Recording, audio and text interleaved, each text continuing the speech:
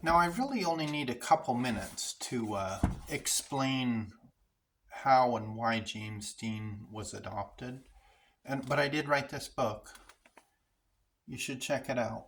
But I will um, read a little bit out of it.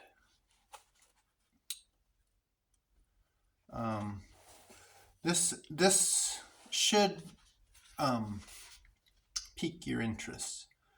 Okay. Let's see. James Dean was born in the Great Depression. It's well known during the Great Depression many infants were adopted out due to inability of parents to care for the child.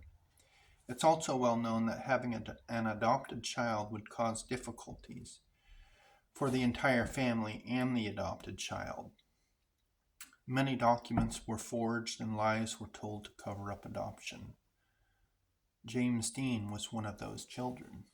If you guys have ever heard of Georgia Tann, she ran the Tennessee Children's Home Society from 1924 to 1950. She sold over 5,000 white infants on an illegal adoption circuit. Not one of those children, actually only one of those children, has ever been reunited with their birth parents. And that wasn't until 1990 or so. So what else? Mildred, his mother, she died of uterine cancer at age 29. Her mother, Minnie Mae Slaughter, died of uterine cancer at 45. So it's highly likely Mildred did not want to get pregnant or could not get pregnant, and that's why they adopted. And then look at the actual birth. He was born in an apartment in Marion, Indiana, on the corner of 4th and McClure Street. You wouldn't have your baby in a tiny apartment where the neighbors on both sides and across the hall could hear you. You know, the screams and the pain. She wouldn't do that, especially when there's a hospital just down the block. You know, she lived in a big town, Marion, Indiana. Okay, so, and when the baby came, it was probably by car. The doctor put 8 pounds 10 ounces on the birth certificate, which is an enormous baby. And modern studies show that large babies equate to large adults.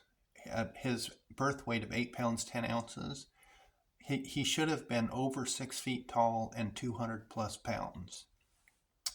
So that's fact. That's science.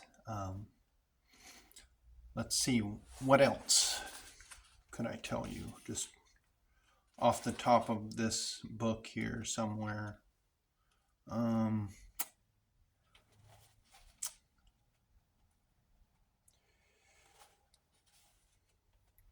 Another thing is that's kind of strange is back then, you didn't just have one child. Especially farm people. They wanted more kids. But of course, they did move to California. But in the 9 years that they had James Dean, she never became pregnant. So it's highly likely, and I think beyond any reasonable doubt, he was adopted. Anyways, I got this book. Check it out. There's all kinds of proof, or it's basically, in the court system, that would be considered circumstantial evidence. But when there's a mountain of circumstantial evidence, plus my scientific genetic data that points to, yeah, James Dean was the father,